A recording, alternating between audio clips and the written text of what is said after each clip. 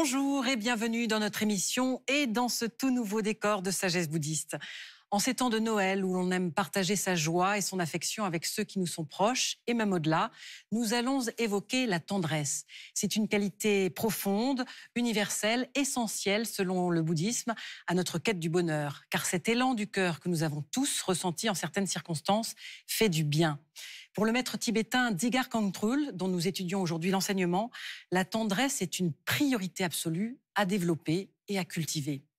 Comment la définir sans la dénaturer, car elle est de l'ordre de l'indicible, et comment la pratiquer au quotidien, c'est ce que nous allons découvrir avec Anne Benson, notre invitée, que nous avons la très grande joie d'accueillir ici sur ce plateau. Bonjour Anne. Bonjour Sandrine. Alors, vous avez eu pour maître Kangyo Rinpoche. Vous pratiquez le bouddhisme tibétain, le Vajrayana, depuis votre jeunesse. Oui.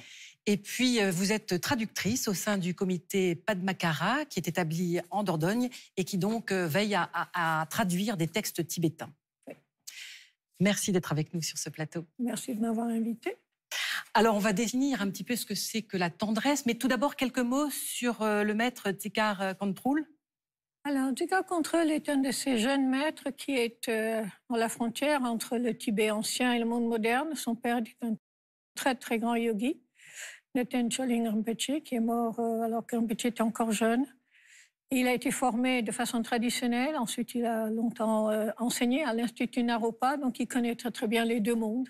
Et c'est quelqu'un de tout à fait merveilleux que j'apprécie. Certainement. Alors, pourquoi est-ce qu'il a produit toute une série d'enseignements sur la tendresse? Est-ce que ça lui tient tant à cœur qu'il en fasse un livre? Il dit que c'est l'essentiel. C'est le début, c'est le milieu, c'est la fin. Sans ça, on ne peut rien faire. Avec ça, tout est bon. Et tous ces enseignements portent là-dessus, effectivement. Alors, on va définir ce que c'est que la tendresse. Alors, nous avons traduit en français tendresse pour un mot tibétain qui est tsewa. Alors, il a fait exprès de garder beaucoup le mot dans le texte parce que nous, si on dit tendresse, amour, gentillesse, bienveillance, etc., tout ça, ça a des connotations. Alors que tsewa, on ne sait pas ce que c'est. Alors, on dit, c'est quoi tsewa? Et c'est un élan naturel qu'on a. Et donc, ça laisse un peu plus de place à cette sorte de tendresse universelle. Oui, parce qu'en fait, plus on essaie de définir ce que c'est que la tendresse, et finalement, plus on s'en éloigne. Oui, c'est pas la peine de décortiquer la rose. Donc, elle est en nous. Alors, ce qui est merveilleux dans ce livre, qui est tout petit, qu'on peut emmener partout avec nous, on l'ouvre n'importe où, il y a des conseils. C'est comment lui laisser la place et comment après le cultiver. Ça se travaille, ça se cultive. Donc... Bien sûr. Est-ce que, justement, Tsewa est le reflet de l'interdépendance ou du partage entre les hommes, d'une part, mais aussi entre les espèces? Oui, parce que le monde vivant, on ne dit plus moi et l'environnement, on dit le vivant, nous sommes dans le vivant, et le vivant marche en interdépendance. Donc notre respect de la nature, notre respect les uns des autres, tout cela crée un vivant qui est vivable, tant qu'il peut l'être encore. Et ça se base, on le voit entre les espèces, il y a des animaux qui s'aident entre eux, enfin c'est même interespèce, c'est incroyable. Et dans le monde humain, c'est notre nature de base, et on essaie de nous faire croire le contraire, c'est très dommage. Notre nature de base, effectivement, on sait tous que quand un bébé arrive, il y a un élan de tendresse, y compris des proches, pas que de la maman. Il ne peut pas vivre sans. Le bébé, il meurt sans tendresse. Donc, c'est la base de toute notre vie, de toute notre culture, de notre éducation. Dzigar Kongtrul dit même on a besoin de l'affection des autres pour vivre. Oui. Si un bébé n'est pas accueilli dans le monde, il meurt. Donc, c'est vraiment notre vie en dépend. Et il ne faut pas penser autrement. Notre vie en dépend, surtout ces jours-ci. Alors, dans le livre, on trouve quelque chose d'intéressant. Est-ce que vous pouvez nous expliquer ce que c'est qu'une journée en Tsewa? Alors, une journée type en Tsewa, alors c'est par exemple, on se réveille le matin, on s'assoit au bord du lit, on se dit « Ah, je suis vivante, je ne suis pas morte pendant la nuit ». Cette journée, d'abord, je commence moi par trois raisons d'avoir de la gratitude. Donc, je remercie la terre, les oiseaux que j'entends chanter, le fait que j'ai pu rencontrer mes maîtres et que je puisse développer du tsewa. Après, on va à la cuisine, faire le petit déjeuner, on va nourrir le tsewa. On va faire les choses en conscience pour nourrir ce corps qui héberge cet esprit dans la tendresse. J'ouvre la radio. La bonne nouvelle, on a la nature de Bouddha. Le reste, c'est pas grave. Après, on s'assoit sur le coussin. Et là, c'est là où vraiment on approfondit cette compassion, cet amour, cette bienveillance. Il y a beaucoup d'exercices qui sont expliqués dans le livre. Et donc, ça donne une assise très profonde. Et après, on rentre dans la vie avec les relations avec les autres, on met en application. Le soir, on s'endort en pensant à son maître, on s'en remet au Bouddha et on dort dans le tsewa. On s'immerge dans le tsewa pour dormir.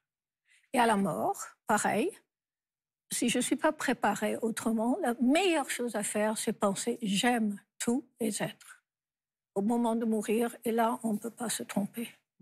Donc c'est vraiment, et à force de le faire tout au long de la journée, on se met des repères, tous les 2 heures, le téléphone il sonne, ah tsewa, 1 minute. Et après on fait ça d'1 heure en 1 heure, et après ça devient une habitude. C'est une pratique finalement. C'est une pratique, c'est juste un entraînement. Alors à vous écouter, on sait on comprend que dans chaque instant de notre quotidien, on peut avoir cet élan, ce tsewa, et pourtant, il est vraiment enfoui. Tsigar Control dit que c'est même un trésor caché. Comment ça se fait? Parce qu'il y a 2 gros obstacles au tsewa. L'un, c'est le moi. Et le deuxième, c'est le moi d'abord. Donc le moi, c'est une ignorance inhérente quand on n'a pas compris qu'on avait la nature de Bouddha. Et ensuite, ça devient moi d'abord. Donc c'est devenu une habitude de s'attacher à soi-même et à s'occuper de soi. Alors c'est le petit moi, le moi narcissique, etc. Et donc tout ça, ça fait une espèce de cocon. Et au fur et à mesure qu'on grandit, si on ne s'entraîne pas spirituellement, le tsewa, il devient de plus en plus caché, de plus en plus caché. Et donc il faut que ce soit dans la culture, il faut que ce soit dans l'éducation, il faut que les enfants ils apprennent ça à l'école, enfin, je sais pas, dans les familles. Voilà. De s'ouvrir aux autres, de se sortir de son moi. C'est une question de confiance, savoir qu'on a la nature de Bouddha. C'est très difficile d'avoir cette confiance. On n'a pas confiance qu'on a la nature de Bouddha, on croit qu'on est mauvais. Donc c'est vraiment un apprentissage de cette bonté, de cette que l'on a naturellement, oui. Une fois cet apprentissage, en tout cas cet éveil à la conscience d'avoir en soi le tsewa, comment cultiver Alors là, tout est bon à prendre. Toutes les situations de la vie peuvent être utilisées. Ça va bien, vous vous réjouissez, vous partagez avec les autres. Ça va mal, c'est super. Je prends sur moi, je souhaite que personne n'ait à connaître cette difficulté. Et donc, tout au long de la vie, toute situation dans la vie est un entraînement au tsewa. Il faut que ça devienne notre priorité. C'est vraiment notre bouée de survie.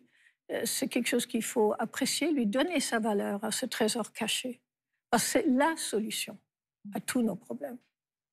Une des difficultés, certainement aussi, c'est comment pratiquer le tsewa avec ceux qu'on n'aime pas forcément, quand on a de la rancune ou quelque chose comme ça. D'abord, les remercier de nous donner l'occasion de nous entraîner à la patience.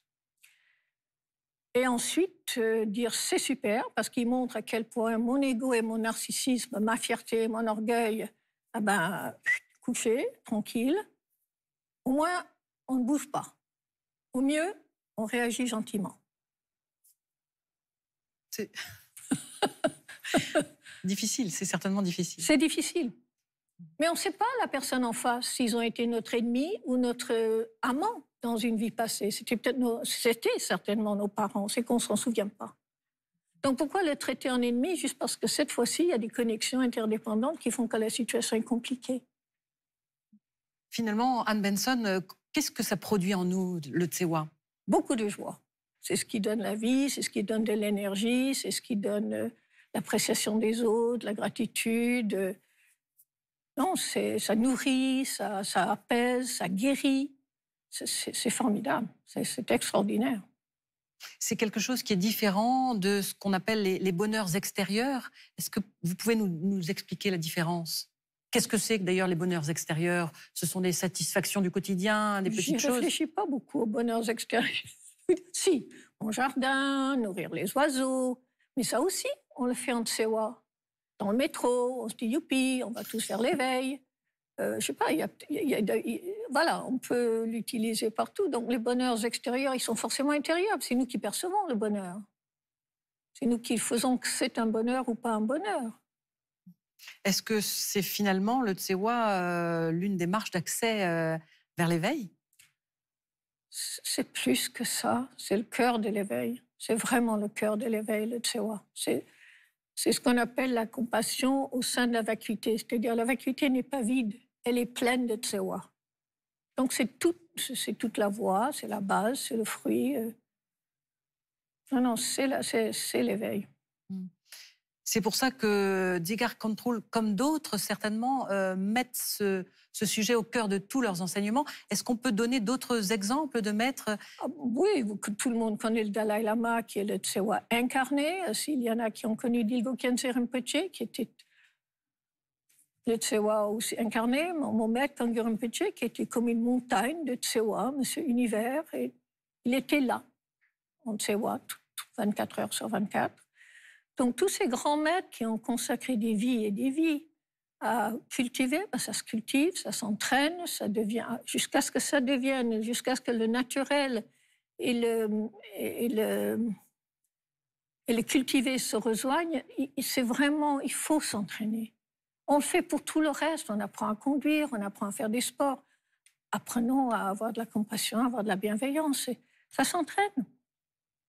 Ça s'entraîne. Est-ce qu'il y a un cadre, justement, un texte, un repère au quotidien, mais plus qu'un livre, des petites phrases à retenir ou ce genre de support, vous finalement? ouvrez le livre n'importe où, vous avez toutes les phrases que vous voulez, tous les livres de Sa Sainteté le Dalai Lama. Audace et compassion, je vous conseille de le relire, de Dilgo Khyentse Rinpoche. En fait, tous les livres de la plupart de tous les grands maîtres, ils parlent beaucoup de ça. Mais je ne sais pas si on a besoin de changer. Oui, une phrase pour la journée. Alors moi, j'utilise beaucoup les 37 pratiques du Bodhisattva et je les ai imprimées sur des cartes et j'ai 37 cartes et je change de carte une fois par semaine ou une fois par jour et il est dans ma cuisine et chaque fois que je passe, je le regarde. Et donc le jour suivant, je prends le suivant. Après, ça roule. On peut faire ça avec les 8 stances de l'Henri Tamba, on peut faire ça avec les 4 pensées immensurables. Un jour sur la bienveillance, l'autre sur la compassion, le troisième jour sur la joie, le quatrième jour sur l'équanimité. Et on roule. Il y a plein de manières. Merci beaucoup, Anne Benson, de nous avoir éclairé sur le Tsewa. Donc, une pratique à mettre en œuvre tout de suite, au quotidien. Oui, et surtout pour le nouvel an qui vient, pratiquons Tsewa. Voilà, c'est le vœu que l'on peut se donner. Merci infiniment. Merci. Avant de nous quitter, voici quelques propositions de lecture. Tout d'abord, La tendresse en partage de Dzigar Control, récemment traduit de l'anglais par Sarah Benson chez Nil Éditions. C'est donc le livre qui nous a permis de nourrir cette émission. Il nous apprend comment le Tsewa, la tendresse, ouvre le cœur et peut changer ainsi le monde. Le bonheur est entre vos mains, également de Dzigar Control Rinpoche chez Nil Éditions. Ce petit guide du bouddhisme, préfacé par Mathieu Ricard, rend accessible à tous le message de Bouddha et incite à s'engager sur la voie pour se libérer des doutes et des souffrances. Et enfin, La puissance de l'amour inconditionnel de Tulku Thondup Rinpoche au courrier du livre. Cet ouvrage propose une méditation en 4 étapes pour développer la bonté, source rayonnante de notre bonheur, qui permet de transformer notre rapport au monde. Voilà, notre émission s'achève. Merci de l'avoir suivie. Vous pouvez la revoir durant un mois sur le replay de France.tv. Très bon dimanche à tous et nous vous souhaitons également une très belle fin d'année, tout en tendresse. Merci.